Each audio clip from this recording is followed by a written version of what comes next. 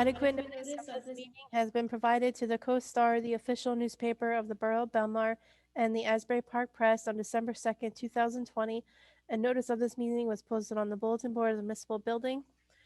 This meeting is being brought to you through Zoom. It'll run just like any other regular council meeting. Our multimedia director will be the Zoom administrator throughout the meeting.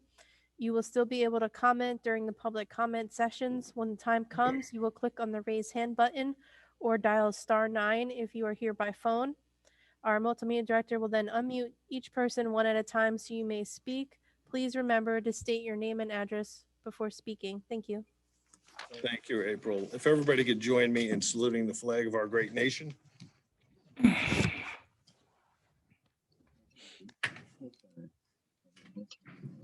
pledge allegiance to the flag of the United States of America and to the republic for which it stands, one nation, under God, indivisible, with liberty and justice for all. We could just have a moment of silence for our troops, their families, all our first responders, and everybody that's dealing with this pandemic.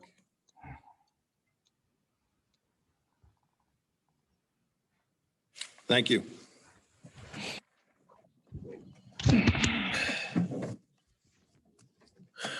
Okay, just for workshop, a few things that are on our agenda tonight under resolutions. One of them I want to bring up is Cruise Bay Cafe at the Fifth Avenue Pavilion has succumbed to the pandemic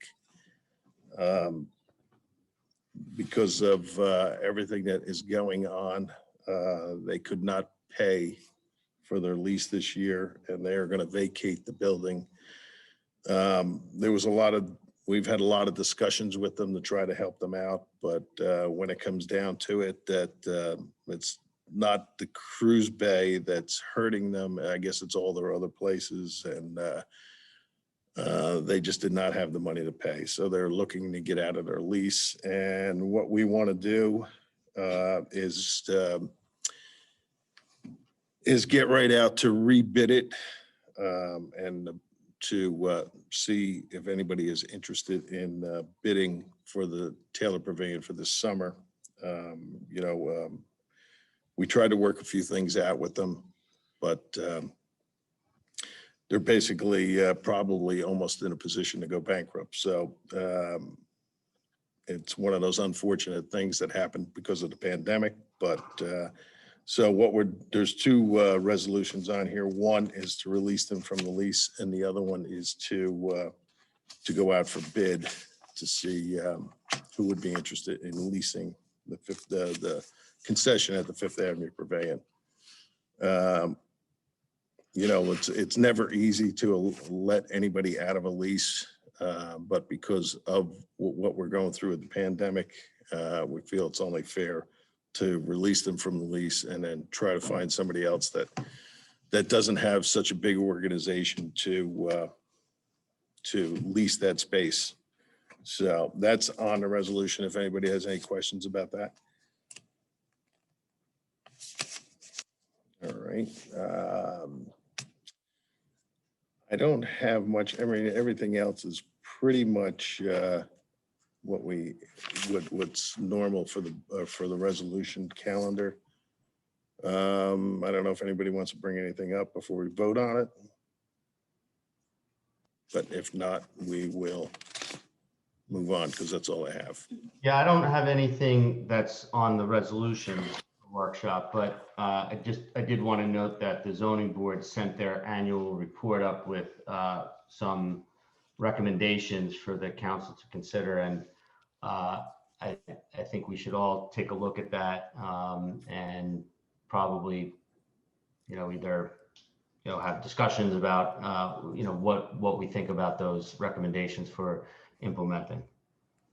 Yeah, I just got them, so I didn't go over them real well. So we'll probably do that for the next meeting. We'll go over what their recommendations are for the upcoming year. So we'll probably bring that up at the next meeting because I know I just received it, and I didn't have enough time to go over the whole thing. Yes, Pat. You got to unmute. I just unmuted you. It should go. Hold on. Again. Well, go ahead. Okay, now we can hear you. Okay, thanks. Me and my computers. I had a question about Cruise Bay. And anybody, you're not going to go for any long-term leases there, are you? Well, we're going to try to go out for, because if somebody comes in, they're looking for at least 5-year. I know their lease was for a 10-year plus a 10-year renewal. So I think what we'll do is we'll go out for bid for 5-year with a 5-year renewal just to see who's out there and who might be interested. And we'll send it out to a couple companies that might be interested in something like that. It's tough to lease something in this in the pandemic that we're in, but we do, we do have a lot of people coming into the beach. So Cruise Bay counted on a lot of their income from the Taylor Pavilion, which was closed down. So hopefully we can get somebody that would be interested in just the Cruise Bay space for this summer. So I think only in fairness that it should be at least 5 years because they got to put some equipment in and to make money at something, it probably needs to be at least 5 years. So we'll put that in there. We'll see what we get.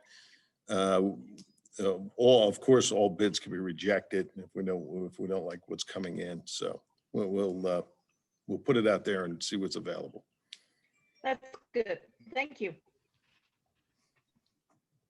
Mark, excuse me, Mayor, I'm looking at the resolution here. And, I see that this lease is $8,000 per month. So $96,000 a year. I don't see that this $8,000 a month is just for the season. So just some clarity on that. Is this a year-round lease for that space? Yes, year-round. Okay. Yeah, because they would have the opportunity to cater within the Taylor Pavilion. So, it's a year-round, not just for season. Okay. All right. Thanks for that clarification. Anyone else before we move on? Okay. All right, we're going to move on to petitions. April, we have anything? No, we do not. Okay. Approval of the minutes, January 19th, 2021. Do we have a motion to approve the minutes? Motion. All in favor? All right. Aye. All right, reports of council. Councilman Carvelli. Thank you, Mayor. So let's see. The planning board met last Monday. There were no applications, but swearing in of new and renewing members. Next meeting is 3:15. The finance committee met a week and a half ago. We're starting to take a look at, you were there, but we're starting to take a look at infrastructure and the long-term costs to the town for maintaining and upgrading that infrastructure.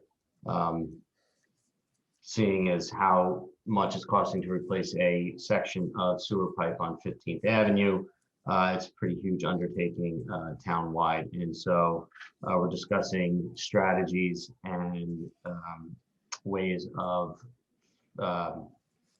addressing the infrastructure issue that we're going to have coming up in the next several years, considering we have a water and sewer system that's nearly 100 years old. And finally, there seems to be a lot of contention around the first aid squad issue and them closing their doors towards the end of March. I want to make it clear that the town, the council, and the administration does understand the concerns and that we are working diligently to have service in place by 4/1. However, as a steward of taxpayer money, I do think that we need to do our due diligence and understand where the monies that we give to the first aid squad are going.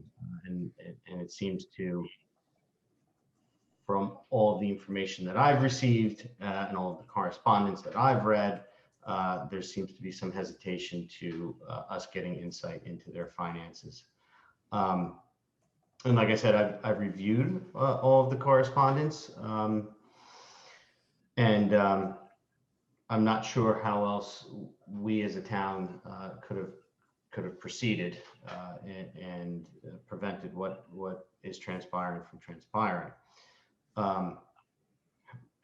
With that said, all of those correspondence have now been posted to the town website, and I encourage everyone to take a look at those, take a read them, and then bring to our attention in open session what I or the rest of the council may be missing. So please, like I said, I encourage everyone to go to the website, download all the correspondence, read them, and come and provide feedback to us next council meeting. I'd welcome that. So with that, that's my report. Thank you very much. Thank you. Just to add a little bit of that, our business administrator is working diligently on all different angles to continue our first aid.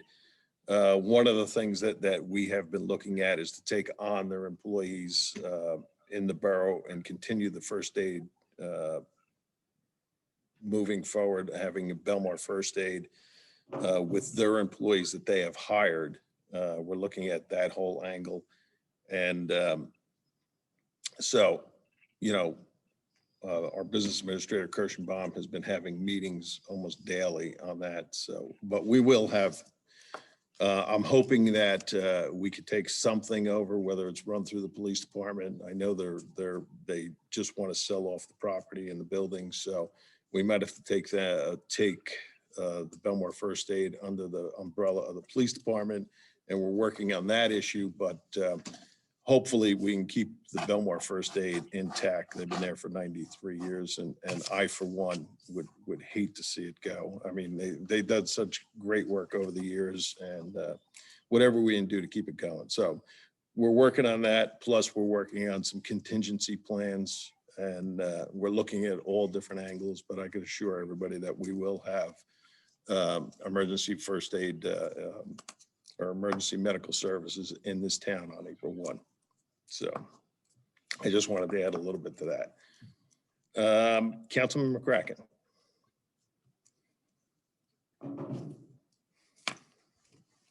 Thank you, Mayor.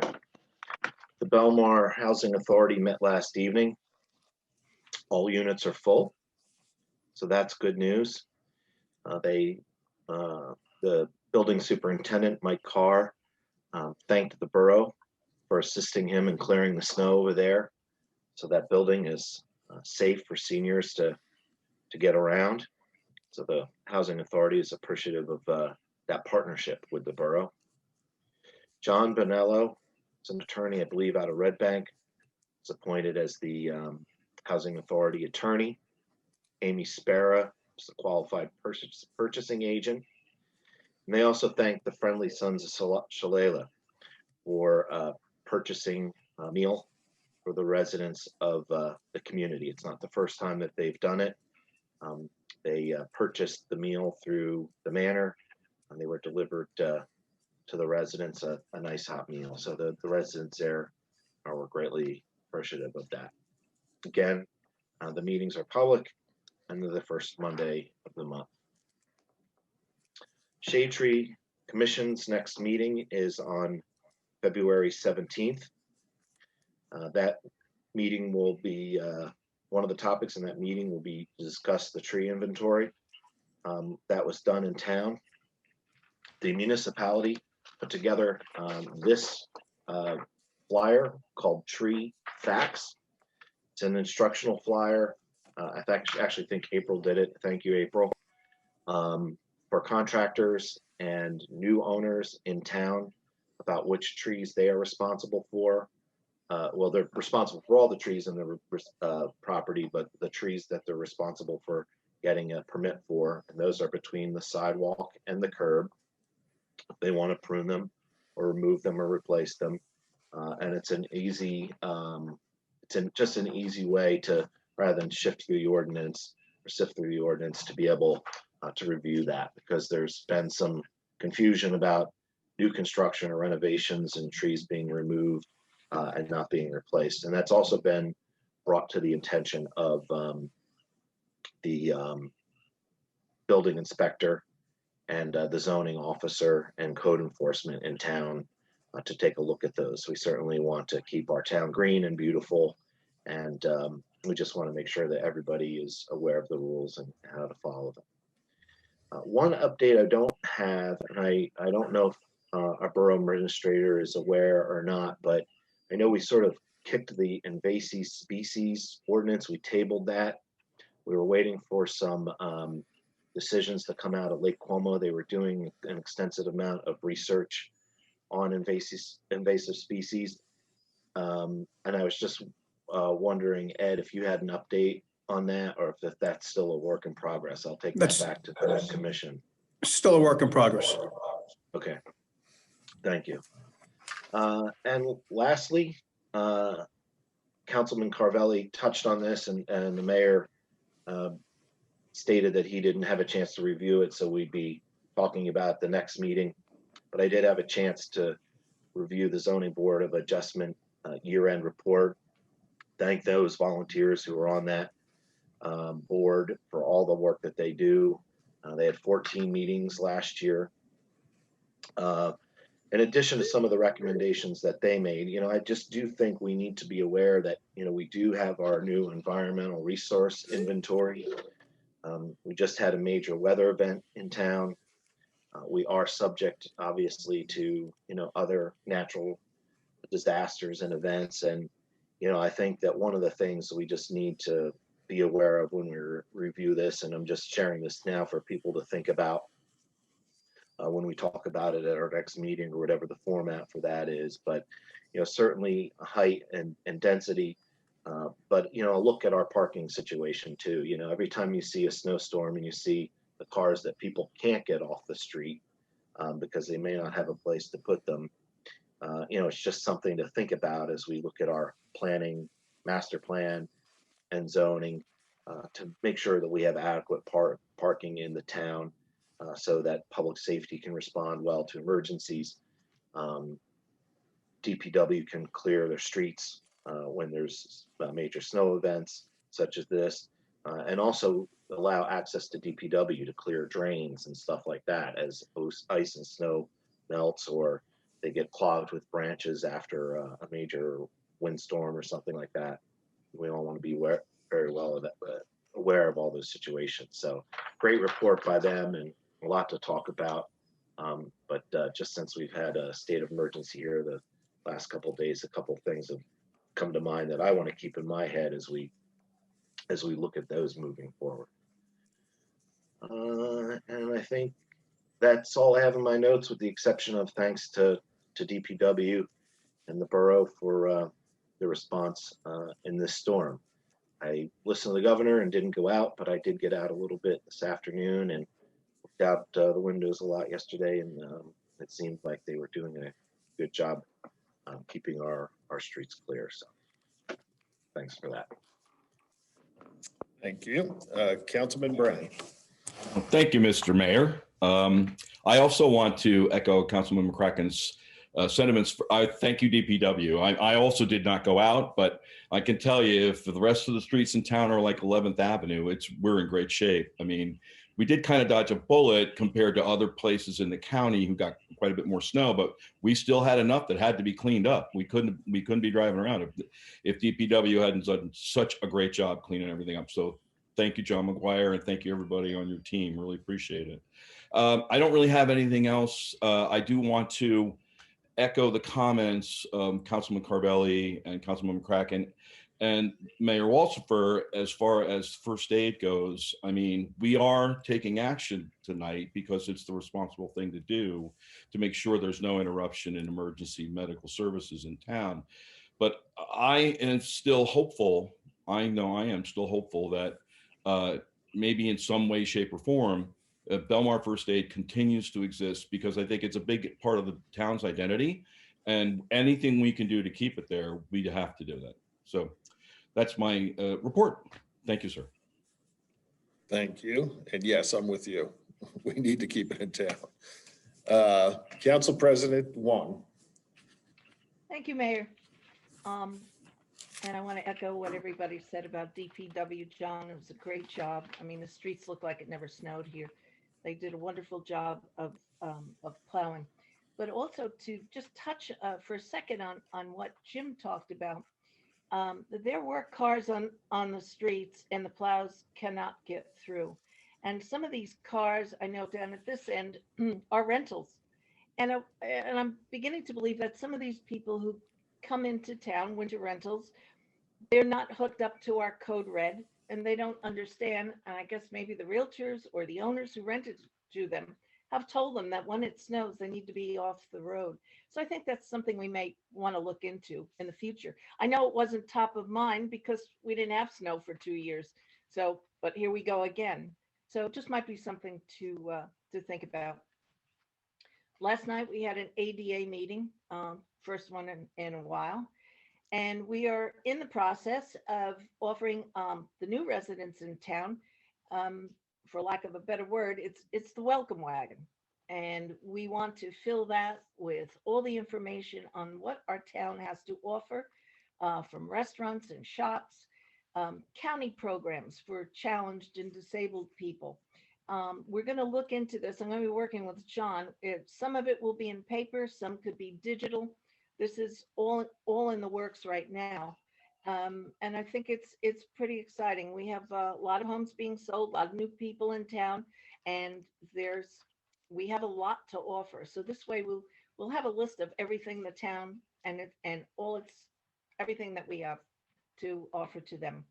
Also, I'm happy to announce that beach access for people with disabilities, whether it's physical or neurological, will now be free. All they need will be proof of a disability. It can be a county ID, work ID, or a doctor's note. Or they'll just have to go to one of the booths, show their ID, and they'll be given a wristband, and they can get on the beach for free. I'm very happy to announce that it's been something that's been on the mind of a lot of people, and I'm glad to be able to say that we're going to go forward with that this summer. So beach access for disabilities, physical or neurological, this summer. Um, oh, also last night it was mentioned that it was mentioned before, but some of the people on the committee um, did not know that there'll be Moby mats on all the beaches. So in case somebody missed it at the last announcement, I just want to repeat that there will be Moby mats. Um, let's see. Oh, this is one that's been in the works for a while, and I am so happy about this. I think there's a particular resident who's going to be really happy to hear this. Christine did a wonderful job in finding some money for us that we needed, and now we can go ahead and do the tennis courts and add pickleball courts. I'll get that right. Um, and this is very exciting, and this is something we can be proud of down at McCleary Park. And then in the future, I'm hoping that through the rec department, we can offer tennis lessons for the kids in town. So this is really exciting news, and thanks, Christine, for finding the money that we needed. Um, Also, I'm working right now on the process of creating a community information site, um, kind of working, it'll be off the community policing program, but this will be open to everyone. Everyone go on board. It's not going to be related to crimes or drugs or whatever. It's just going to be related to things that everybody want to know. For instance, the boardwalk. Why is the boardwalk damaged?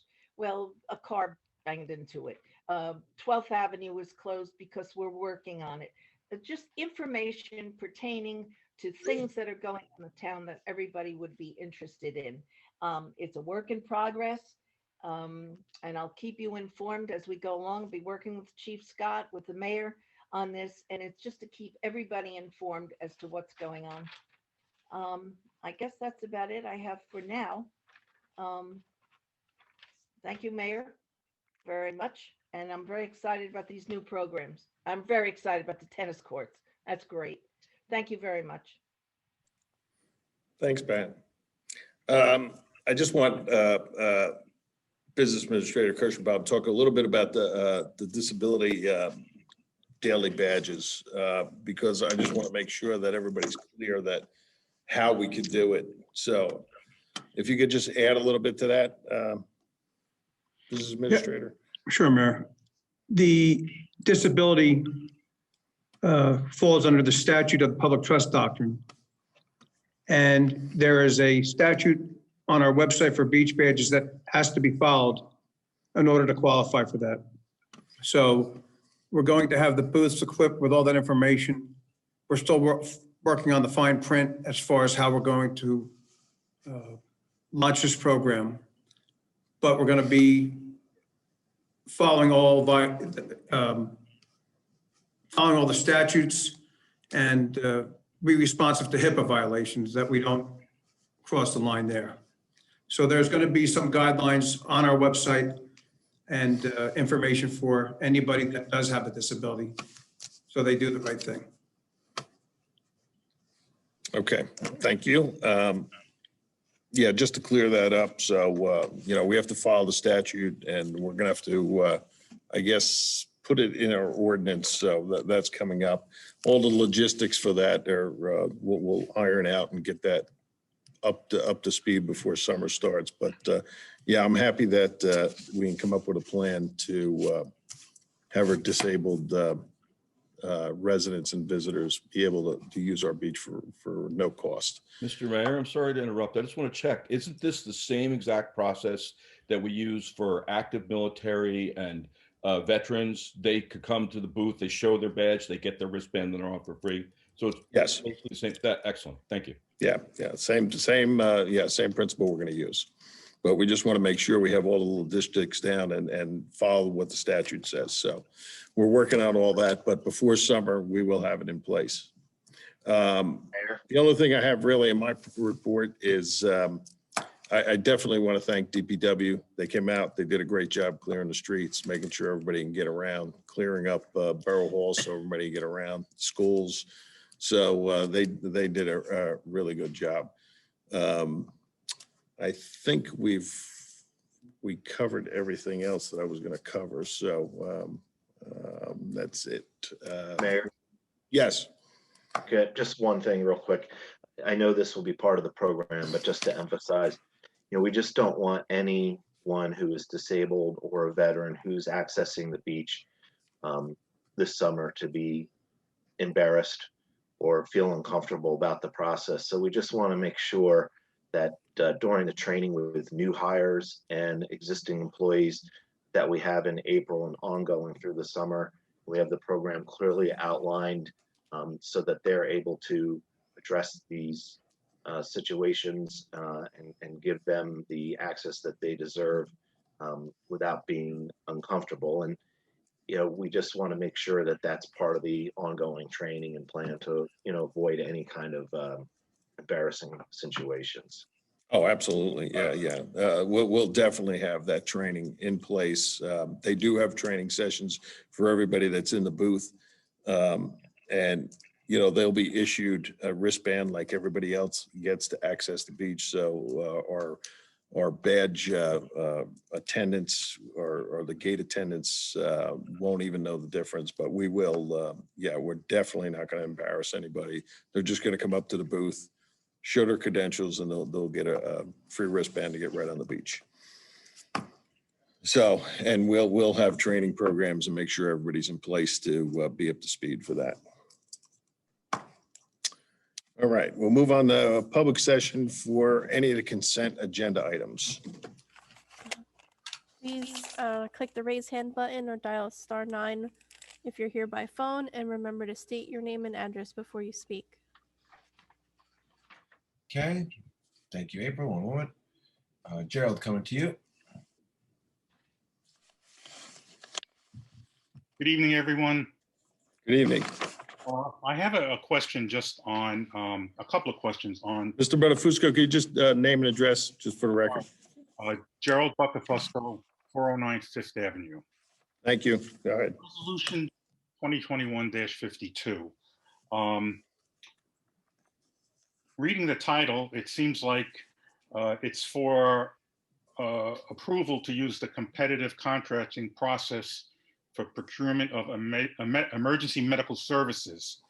But yeah, when I read the first paragraph, it says, it talks about desire to obtain professional revaluation services for the project entitled Emergency Medical Services. What is that term, professional revaluation services, mean? Mayor, can I chime in since I prepared it? Yes, Mr. Dasty, go ahead. Thank you. Mr. Bucklefisto, I'm not sure what the issue is in terms of the grammar. We are going to be evaluating proposals from various medical service companies. It's not a strictly low bid issue. It's based on numerous criteria. So if you don't think the first paragraph is grammatically articulate, that's what it means. I think it's fine, but you know. No, I'm sorry. It has nothing to do with it being grammatically correct. I just never expected to see the terms professional revaluation services. And I thought, and I agree with you, I thought that the whole resolution was for using the competitive contracting process to assess the emergency medical services proposals. Okay. Now, my second question is, are those emergency medical services, is this what would be in lieu of the first aid squad and what they do now? Well, it's up to the mayor and council, but I think that the mayor and council is keeping all the options open. That's one of the potential that we would go to an outside service company to do that. But as you heard earlier, the mayor has some other thoughts. So we have a lot of things in the fire here, and we got at least 4 to 6 weeks to get this straightened out. So as a result of this resolution, is there going to be a request for proposal prepared? Yes. I get it. Yeah, absolutely. Yes. And the reason why we're doing this is to look at every one of our options. Our first option on this governing body is to keep the Belmar First Aid in place, take over their employees, and run it under the police department. That's what our goal is. But because of the time restraints, we're also looking at what our other options are to give the residents of Belmar the best emergency medical services that are out there. So, but every one of us on the governing body is our first course of action is to keep the Belmar First Aid in place, no matter how we have to do that. They have great employees right now. We want to take them under the umbrella of Belmar, and we want to try to run it under the police department. But we're also leaving our other options out just to make sure, because if that happens to fall through, we want to make sure that we have everybody in place by April 1st. So this is going out and we could reject everybody as long as, if we're going on this course of taking over the Belmar First Aid, then all these other proposals that have come in will be rejected. But we're leaving all our options open. So, and that's why we prepared this, to get it out there to see exactly what's out there. So I'm just slightly confused. Would it be fair to say that the proposal is going to have a number of different options for these vendors to basically submit proposals on? I mean, is it going to be like one is going to be a full-time service, one might be an evening service? I mean, are there going to be options that the vendors will be specifically putting in proposals for? Well, that could be one. One of them could be having the Belmar First Aid in conjunction with maybe 2 other towns that are paid, that we could all work together. That could be one of the options. So we're putting it out there. What our needs are and what could come up with the best strategies for the residents of Belmar. So that's why it's going out. It's going to be pretty much open to whatever we think could work best for us. Okay, and will this proposal cover emergency services for the summer, specifically along the beachfront? Oh, yes, absolutely. Okay, and I'm just curious, is that a cost that is borne by the beach utility? As long as it's during beach hours, during the night where we have paid employees on for the bars, and that's a cost for the town. Okay, and I guess my last question on this is, what's the benefit to the borough of using the competitive contracting process as opposed to the bidding process, which gives us the lowest responsible bidder? Well, this is a bidding process, but I don't think we want to be, the competitive process is out there for a reason. The state has determined that there are professional services which are not necessarily dependent upon the lowest price. And I'm not too sure we want automatically the lowest price for emergency services for obvious reasons. So obviously price is part of the criteria, and but that's one of the criteria.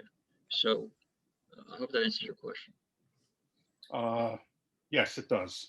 Okay. Thank you. You're welcome. Okay, is that all? All right. Stand by. And Sherry, coming to you.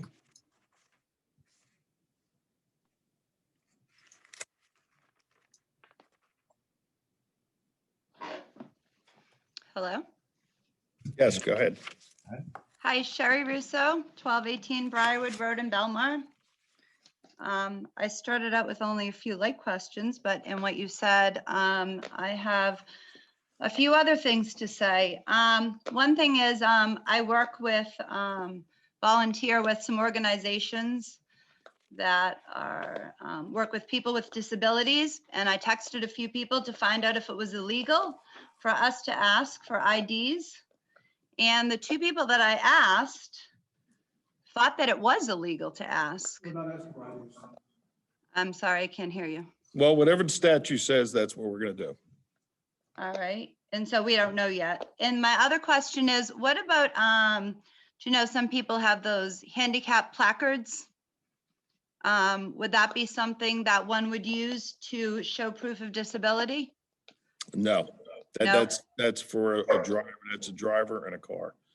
Right, but they would have to be disabled to get the handicap placard. So would that then fall under the doctor's? Sorry, I didn't No, hear. there's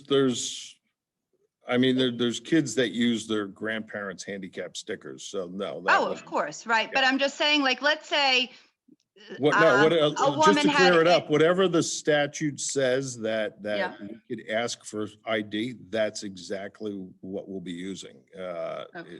Set by statute on exactly Alright. what you could ask the disability people. All right, and we just don't have that information yet, I see. And my other thing, I'm sorry?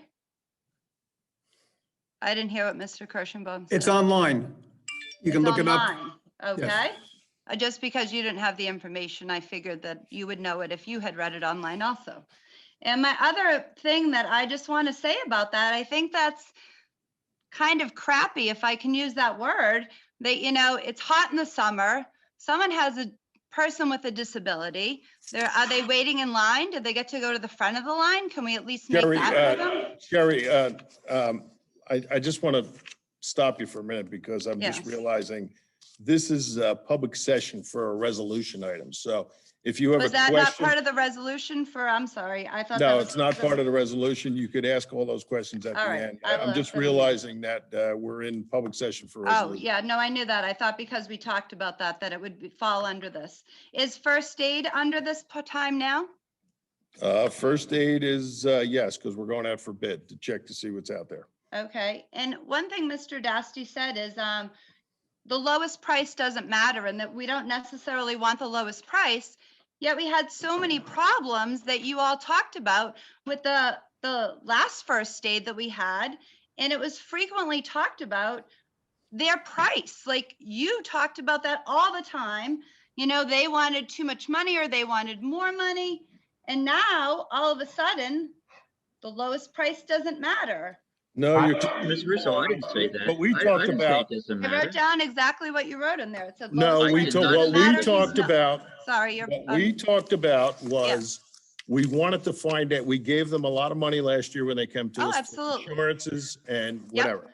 So right, when they come to us this year, right. all I was asking is to find out where their problems were so we could work it out so that we don't have to go through this every year. I said, just sit down with us, tell us where all your problems are. Let's try to work together, work them out. Some of them might not be monetary. If their administrative costs were too much for their employees, we could have brought them in here without adding any more employees. There was a lot of things that we could have done. All we asked was sit down, talk to us, let's straighten it out so that we don't go through this every year. It was nothing about not giving them money or anything like that. I've had meetings with them. I said, I'm listen, sure, yeah. we will sit down. We want the Belmar First Aid to survive. And, but there are a lot of other things we could do, just like we did for their insurance last year, where we brought their insurance under the borough of the umbrella of the borough, so we could save them all that money. Now, there's a lot of different things that we could have done with them, but all I was asking was to sit down. You just can't come and say, hey, listen, I need another $70,000. I have to explain Well, to of the course. taxpayers. I have to explain to the taxpayers where that money's going. So all we did was ask for them to sit down, tell us where their problems are. Let's work together so that we could sustain the first aid for years to come. So I don't know where you're getting together where we're talking about, well, we wouldn't give them their price, because that was not the case. I thought I really remembered you saying that they asked for money and you wouldn't give them to them unless, you know, such and such, as you talked about, I don't want to reiterate everything you just said, was met. And will we be doing that with the next first aid?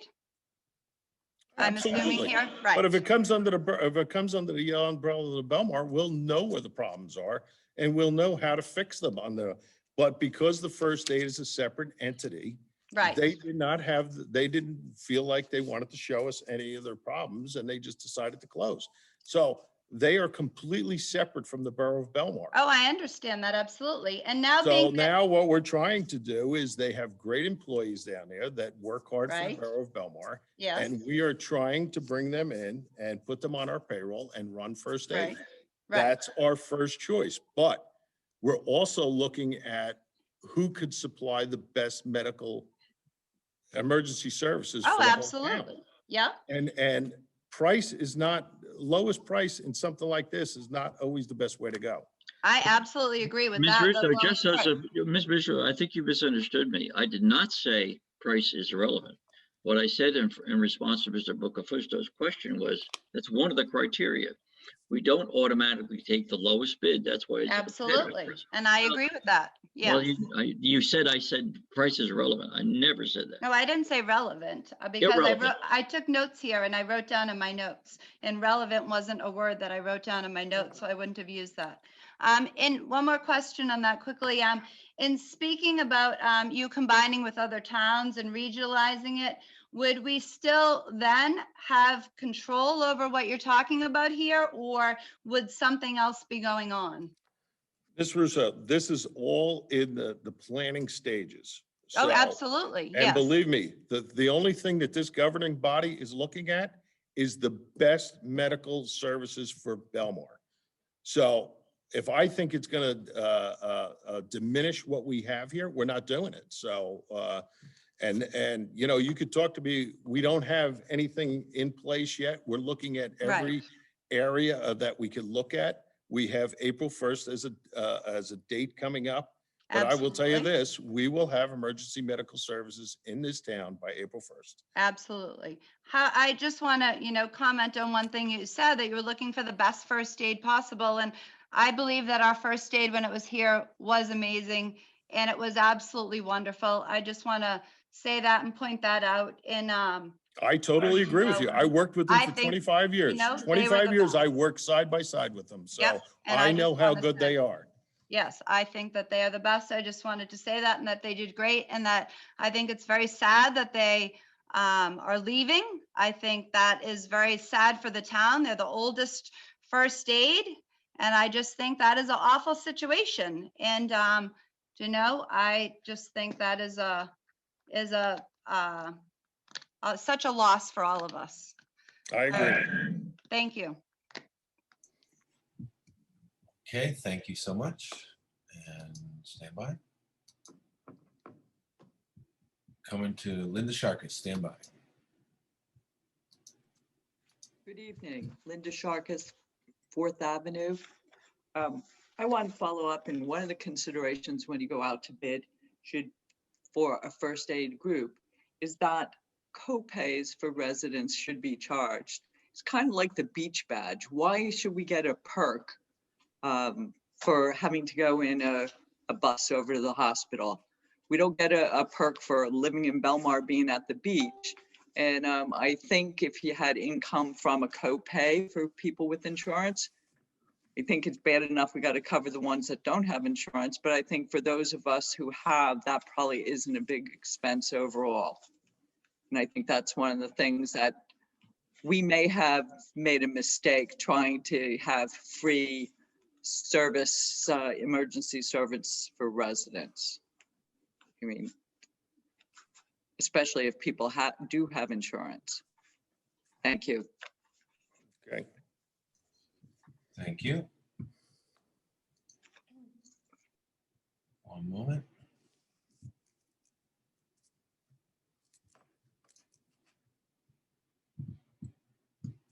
Ms. Hines?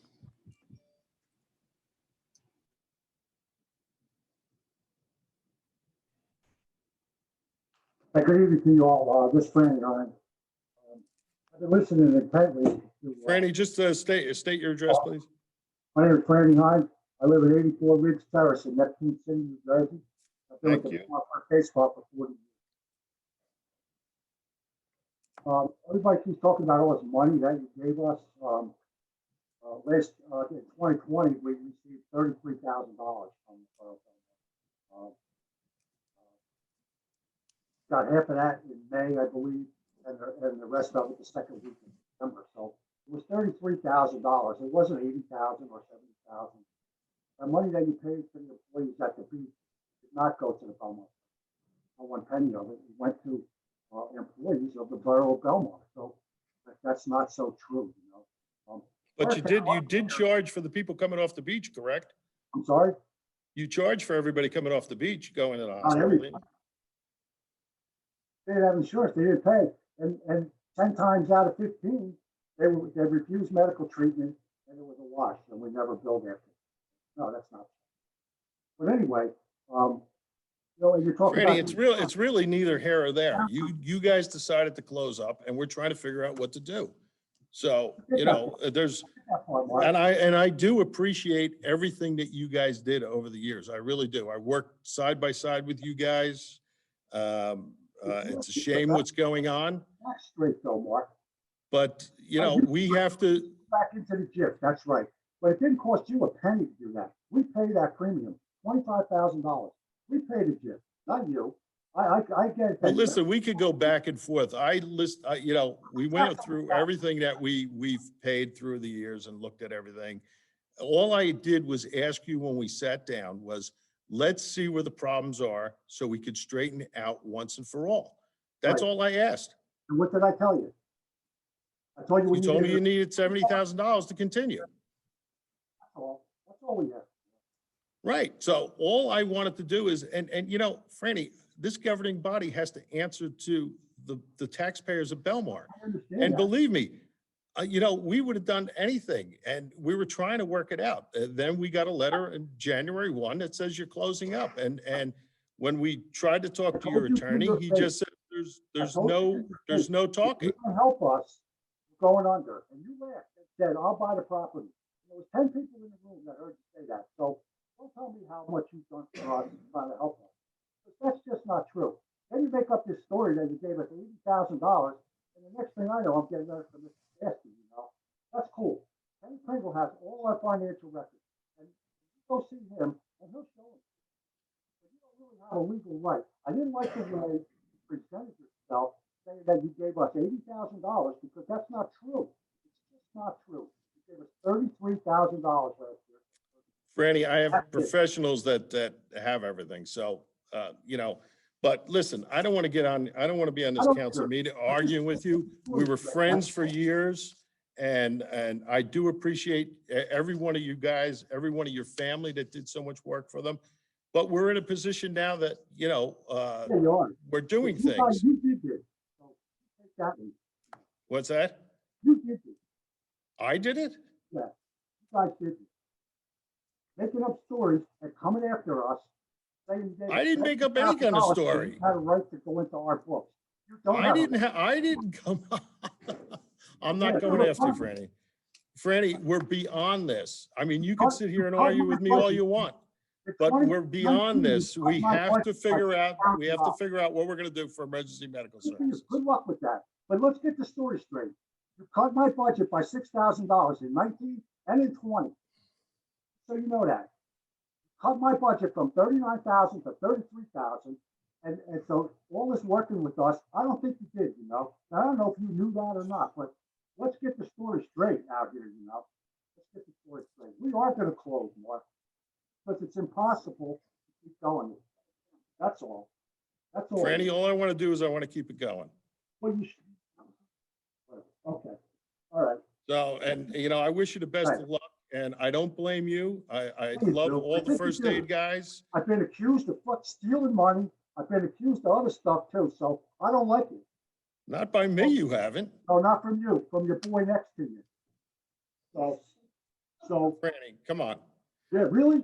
I You know, got the letter. We're beyond this. I mean, Yeah, come we on. are.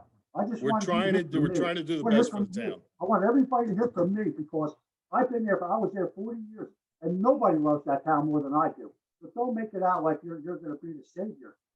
We could have been there if you did what we asked you to do. And that's the bottom line. We asked you for $40,000 to bring it to 70.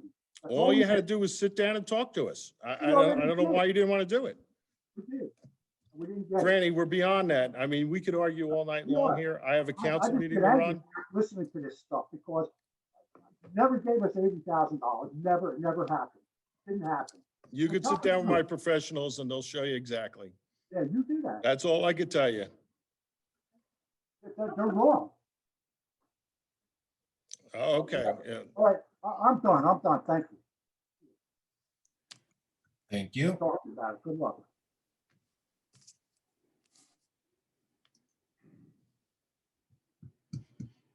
Seeing no more hands? Can I have a motion to close the public session? Motion. Second. All in favor? Aye. Okay, can I have a motion to approve, excuse me, the resolutions as listed on the consent agenda? Motion. Second. Okay, Councilman Juan? You're on mute. Give it a second. Sometimes it takes a minute. There you go. There it goes. Councilwoman Juan? Yes. Councilman Carvelli? Yes. Councilman Brennan? Yes. Councilman McCracken? Yes. Mayor Walsifer? Yes. Next, we have ordinance 2021-01. This is second reading and public hearing on an ordinance amending Chapter 4 entitled Division of Treasury Functions. It's open for public hearing. If anyone would like to comment. Okay, don't see. See no any. hands? Can I have a motion to close the public hearing? Motion. All in favor? Aye. Aye. And a motion to adopt ordinance 2021-01. Motion. Second. Okay, Councilman Juan? Yes. Councilman Carvelli? Yes. Councilman Brennan? Yes. Councilman McCracken? Yes. Mayor Walsifer? Yes. And then next is second reading and public hearing on ordinance 2021-2. This is a bond ordinance amending previous bond ordinance 2020-42. It's open for public hearing. If anyone would like to comment on this ordinance. See no hands? Okay, a motion to close the public hearing. Motion. Second. All in favor? Aye. And then a motion to adopt ordinance 2021-2. Motion. Second. There you go. Councilwoman Juan, Yes. Councilman Carvelli, Yes. Councilman Brennan, Yes. Councilman McCracken, Yeah. Mayor Walsifer. Yes. Okay, public session. Okay, going to, And again, please remember to state your name and address.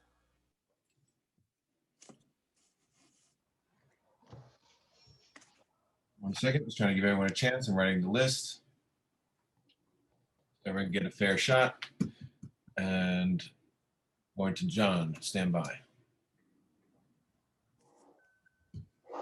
Oh, we got two here. 1 second. Hello? Sorry, I have two here. Faster, 1 second. John, I'm just gonna. Okay. Everybody.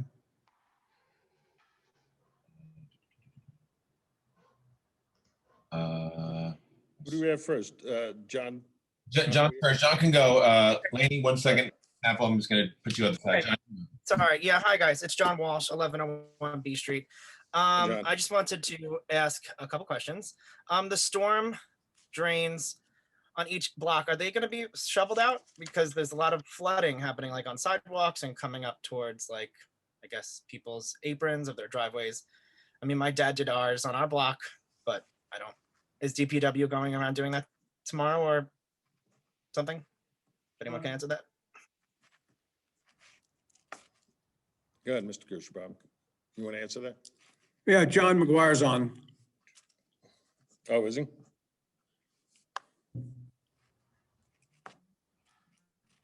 Hi, yes, this is John McGuire, Hi, John. Superintendent of Public Works. How are you, John? Well, thank you. Yes, we spent the last 2 days plowing, making sure all the public buildings were safe. And my process would be tomorrow, we want to start opening up some of the storm drains. Perfect. Awesome. So cleaning up where cars have finally moved. So. Okay. All right. Awesome. Thank you. And then my second thing was, I know Pat Juan brought up the disabled beach badges. I spoke to my aunt who comes every summer with my cousin who has Down syndrome. He's intellectually disabled. And I mean, just as an example, when we go to Florida, when we go to Disney, he does not wait on lines. He cannot wait on lines. That is something that we know personally. With his disability, that is not an option. So when we get his disability badge at the pavilion, it's a big to-do. He doesn't walk well. We bring him up to Taylor Pavilion in May. We get his badge. We show his ID. We're good for the rest of the summer. This process that you're discussing, I really hope you reconsider because it is just not going to work. Disabilities are on a spectrum. I hope people would, I mean, you're on the ADA committee. I hope we would know better than that. I mean, we cannot blanket this, and I know people who are a part of the veteran community who hate going to get their badge every day. They're residents here. There should be some type of process that's done better. I appreciate that they're going to be free. I think that's great. All I can say is the process needs to be better thought out. And that's Thank you, John. Thank you, John, for your input. Like I said, this is in the works. Yes. Just making notes here, Of what course. you have to say, and we will look into trying to resolve this. Thank you for your input. Okay, thank you. Thank you. All right, looking at my list. Lainey, if I said that properly, I apologize. You're up. That's okay. Hi, my name is Lane Happel. I'm at 1919 Marjoram. I wanted to know if there had been any discussions about the recreational programs for the township summer camp and other organized activities that happen on the beach. If you have talked about what's happening this summer as a parent of two, we have to start planning for these things now. Well, I could tell you this, that we are planning some basketball events down at for the children down at Dempsey Park. But as far as the beachfront goes, we're still in this pandemic, and until we get direction from the governor, and if the pandemic looks like it's not going to be with us this summer, then we'll be opening up the things. But as of right now, we can't open up anything. So just because schools have used evidence-based practice to open up safely and have done it in a really safe way, are you using those same evidence-based practices to make the decision about summer camp? Well, we'll be talking about it if it can be done, but we're looking at more organized programs where there's going to be more supervision, like the basketball or tennis or something like that. As far as junior lifeguard and anything down the beach, as of right now, no, we can't have anything. But if the governor allows us to have more gatherings, more than 25 people, then maybe that's something we're going to look at. Well, just with all due respect, the beaches were extremely crowded this summer. So I can't imagine that having camp would put anybody at more risk than the crowded beaches would have. And as a therapist, I just have to say that the emotional well-being of our kids is so important, and they have missed out on so much this year.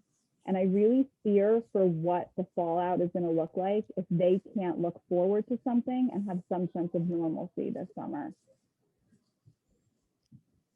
Okay, we'll take it under consideration. Thank you. Thank you. Looking at my list.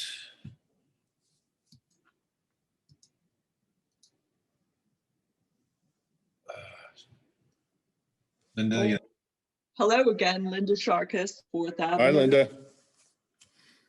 Hi, Mayor. Hi, everybody. I want to congratulate John McGuire on a job well done. I was very impressed with how the roads were cleared. It's great. So thank you very much. My second point, which kind of goes to the snowfall, is Lake Como has alternate street parking.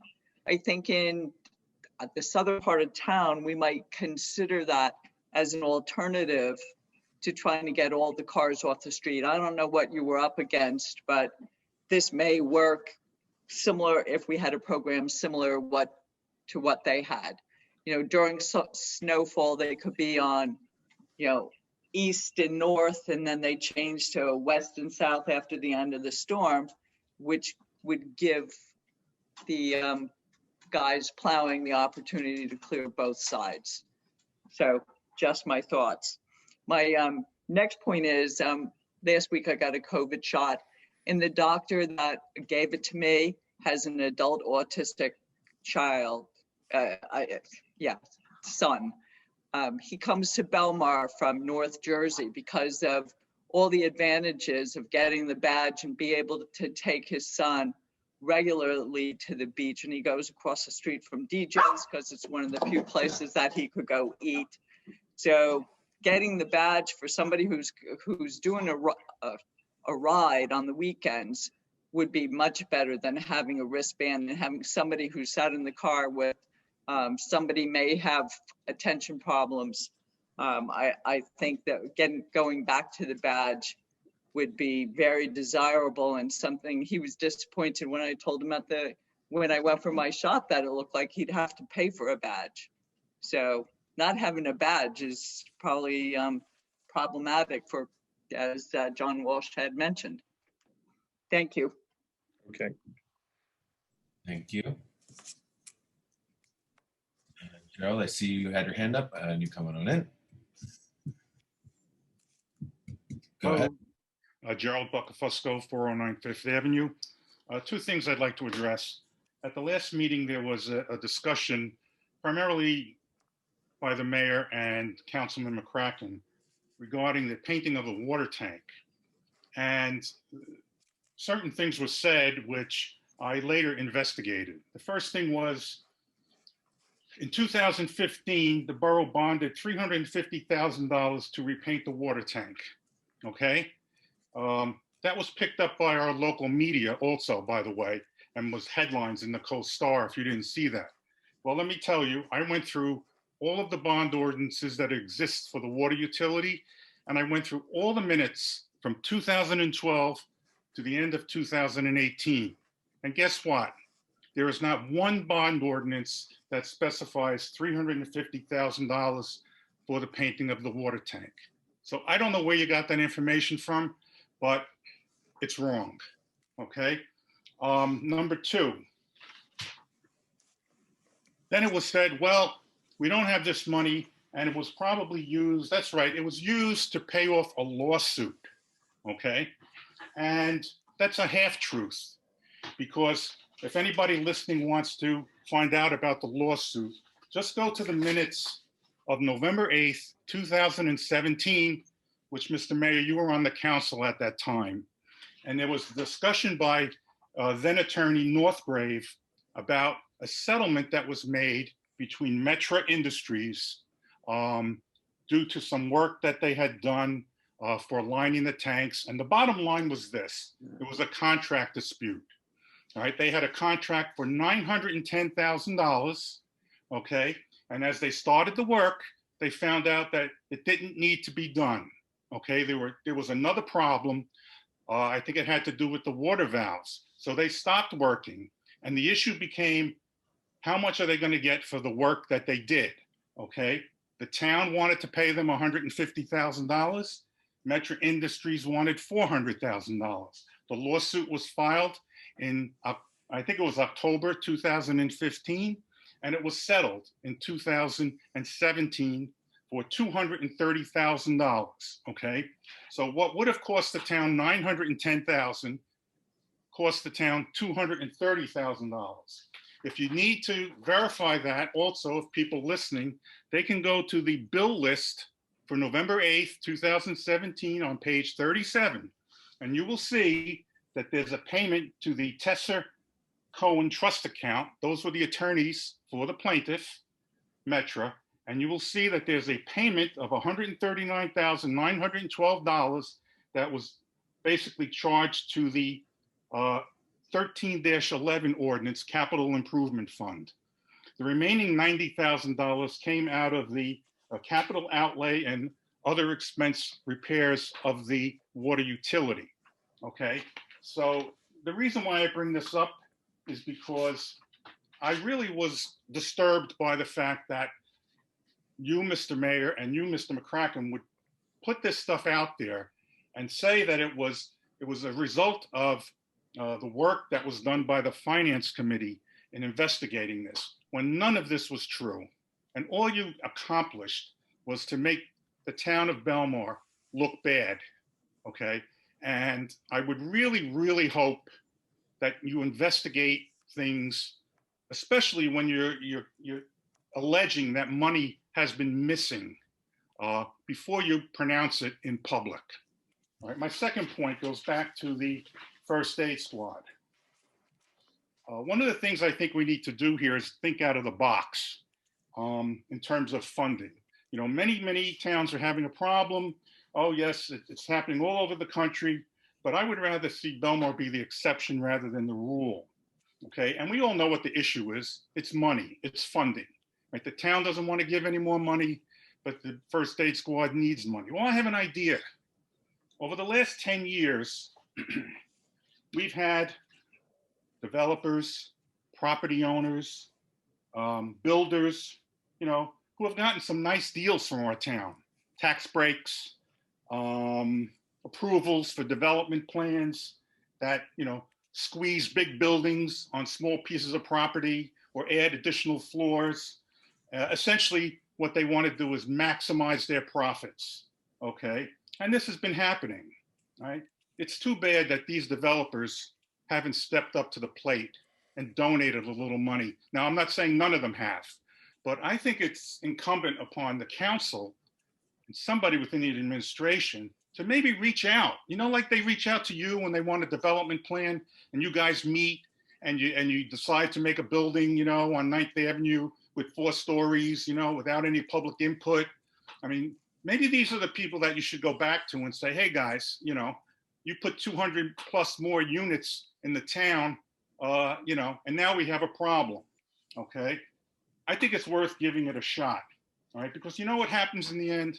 The taxpayers foot the bill for all this stuff, okay? Wait until you find out how much emergency services is going to cost on a monthly basis. I just read an article about Red Bank, $10,000 a month for emergency services, and that's not 24 hours a day. Okay, so I think, I think there could have been or could be a lot more done. And I suggest that, the powers that be in the township remember this now and remember it in the future when developers come to you and they say, oh, we would like this passed, we would like that passed, because this is also part of their responsibility. And the last thing is, I really would like, I shouldn't mentioned it before with the proposal.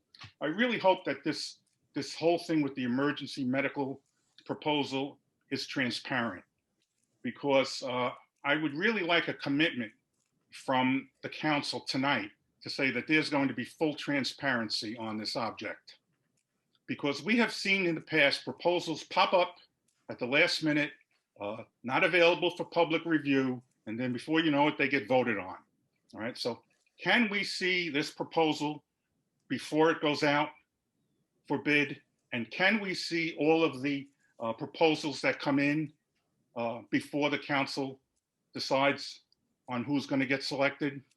Can we get a commitment from all of you on the council that this will be fully transparent to all the residents and taxpayers? I could tell you this, that when the bid goes out, yeah, we'll put it on the website. And it all depends on how we're proceeding on what's going to be public. But Mr. Dasty, could you just on the first point, talk about that a little bit? Sure, thanks, Mayor. I had indicated, Mr. Buckofficial and members of Belmar, if a question came up about the water tank issue, that this is a subject, as I'm sure you understand, Jerry, as an attorney, it's a subject of an attorney-client privilege. We are still assembling all of the information we have, keeping in mind that this occurred pre this administration about 8 to 10 years ago. Whatever occurred, if it occurred, was 8 to 10 years ago. When we assemble all the documentation and it's been reviewed by the professional administrative staff of the borough, we're going to forward copies of the documents to the New Jersey DCA, Department of Community Affairs. In the meantime, I've instructed the mayor and council through the administrator that because of the attorney-client privilege and possible litigation, not to discuss this with anyone publicly or privately. It's simply premature, and it would be inappropriate, I think, and unfair if we did so. We won't be having any specific response to the questions you've raised other than when we finalize our review and when we're ready to send things appropriate, if necessary, to the DCA, they'll be public. It's a very serious matter. We'll be discussing this with various governmental entities at the appropriate time. We're getting all the documents together. A review will take place in Belmar very soon. We're still at the very early stages of the investigations, so I've instructed the mayor and council not to formally comment or respond to any questions. But we will be fully transparent with regard to this. And once the analysis is completed, and once we're ready, if necessary, to speak with representatives of NJDCA and others about why this occurred, the public will get all the information. And I'm promising you that personally as a professional, and certainly I know that I'm speaking for the mayor and council. Well, I would just like to step back a second, though. Then we're not going to talk about it now, but it's okay for it to be put out into the public without any specifics. Is that what you're saying? No, I don't think I said that at all, sir. What I said was we're not going to. Can we find out at least what ordinance was the mayor referring to when he said in 2015 an ordinance was passed that specified $350,000 was going to be set aside for the water tank? No, you're gonna have to give me a little more time. We're still reviewing this with a CFO and with the township, with the borough auditor, and you're just gonna have to give us a little more time. All of those questions will be answered in the not too distant future. Okay, well, I can tell you there are no ordinances that do that. Now, if there's some other legal, something that's not made available to the public, that's a different story. But anything that's out there that is public does not point to the statements that were made at the last meeting. And I think it really misled people to believe that money was missing.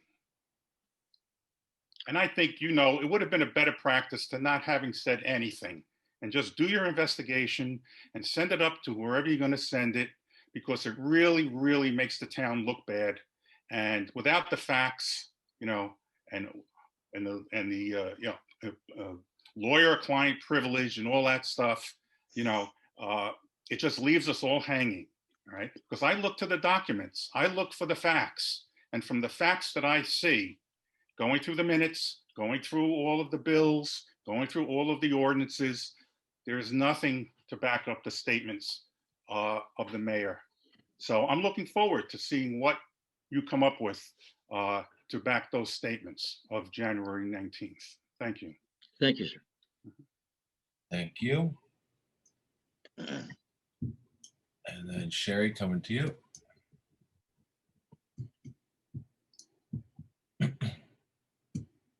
Hello? Yes, go ahead. Name and address.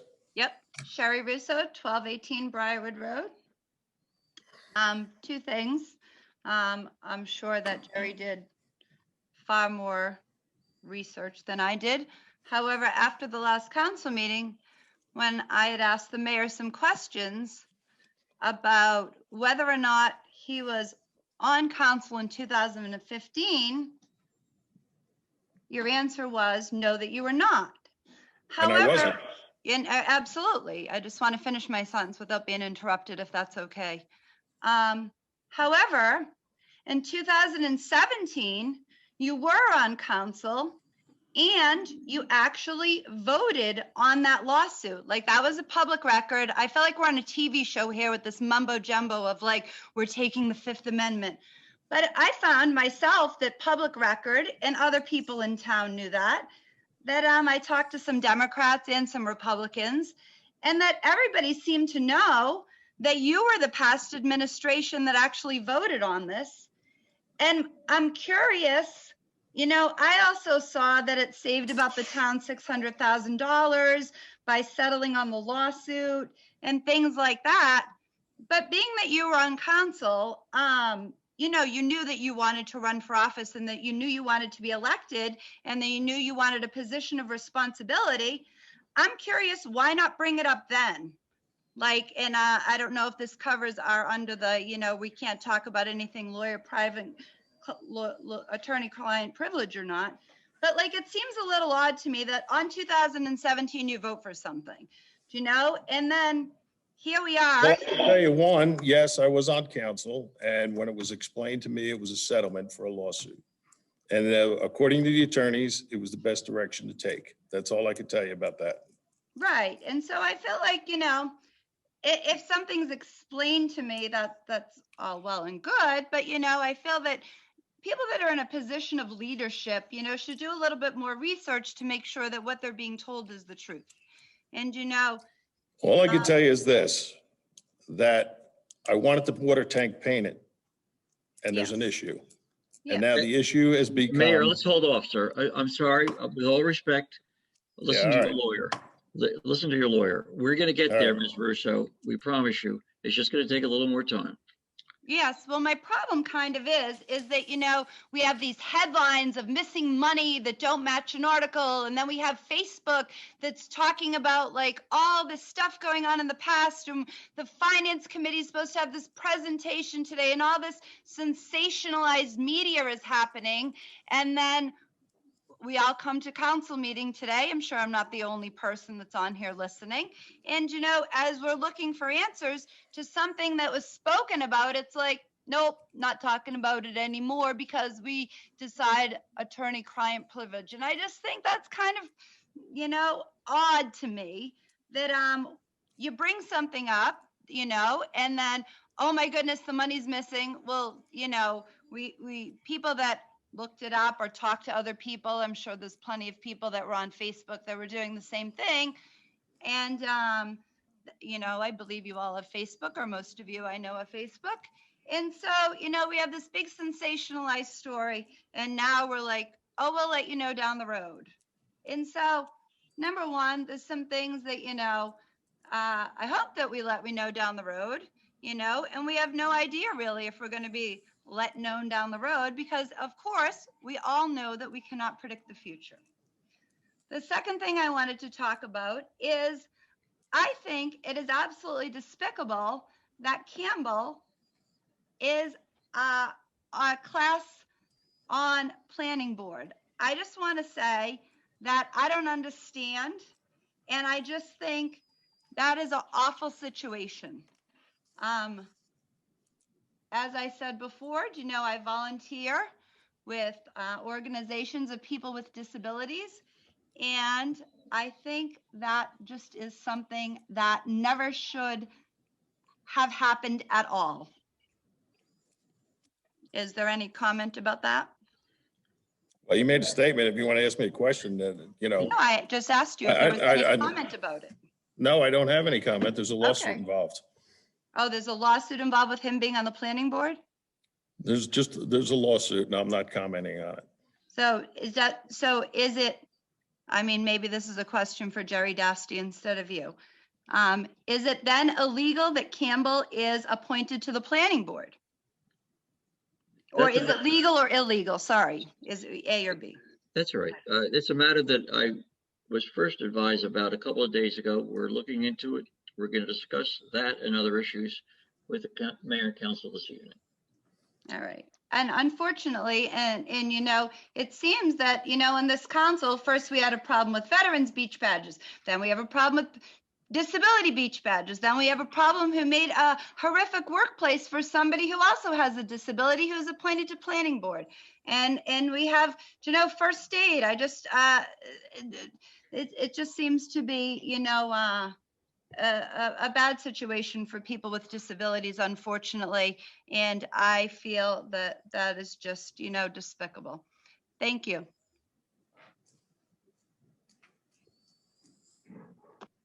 Thank you. One moment. Okay, Sharon, coming to you.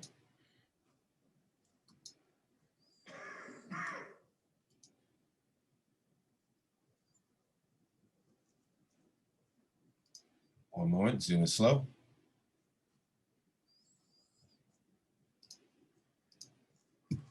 Sharon, you there? Yep, I'm unmuted. Okay. There you go. Okay. Hi, Sharon Russell Fowler calling 11th Avenue Hi, from the Sharon. Belmar Library. Hi, everyone. I just wanted to bring to everyone's attention a couple of the new programs that the library has. I'm not going to go into them in detail. I'm just going to talk about them very, very briefly. We do have Flipster, which is giving you access to 28 of the most popular magazines that a lot of people were using at the library. For high school students that are getting ready to take their SATs and PSATs, we have an EBSCO Learning Express, which allows you to take practice college placement tests, as well as all of this is free with your Belmar Library card. We also have, for those that are starting small business, we have a small business reference center, which has videos and access to databases and lots of business articles. And also wanted to talk about, we have classical music back, which was very popular with a lot of the seniors, which we used to have on Wednesdays. So we have that through Medici TV. And also we have Free Gal Music, which is also additional music. But please make sure that you do check out some of the videos that have been posted on the Facebook page through the Belmar Public Library. You'll find stories by Miss Peggy, as well as poems, stories, and jokes by David Capoli. So thank you very much. Thank you. Thank you much for all you do. And next person, stand by. And John, go ahead, sir. Hi, hello. Hi, John Walsh again, 1101 B Street. Don't mean to come up again. But what Linda Sharkus said reminded me of a point I wanted to make. My cousin suffers from sensory overload, and that would also be a problem with beach badges. I mean, I keep bringing up, we go away every year to like a theme park, to Disney. He doesn't wear his wristband that is required of park attendants to wear it. That is another issue that, I mean, I just really hope we consider everything. Like, my aunt is 75. She wears his beach badge for him. He will not put it on his skin. Do you know what I mean? He will not put something like that on. just really hope we consider everything. That's all I have to say. Okay, we will. Thank you very much. Stand by. And no hands. April? Can I have a motion to close the public session? Motion. Second. All in favor? Aye. Aye. Next, we have a resolution to go into executive session. This, whereas Section 8 of the Open Public Meetings Act, Chapter 231, permits the exclusion of the public from a meeting in certain circumstances, and whereas there was adequate notice to the public of this meeting, and whereas the Borough Council is of the opinion that such circumstances presently exist, now therefore be it resolved by the Council as follows: the public shall be excluded from discussion and action upon the hereinafter specified subject matter. The general nature of the subject matter to be discussed is pending litigation. Minutes will be kept of the closed session. It is anticipated at this time that the above subject matter will be made public when the need for confidentiality no longer exists, and this resolution shall take effect immediately. Do we have a motion to approve? Second. All in favor? Aye. Okay. Can't hear you. Something happened with your mic. Can't hear you, Mayor. Can you hear me now, John? No. No.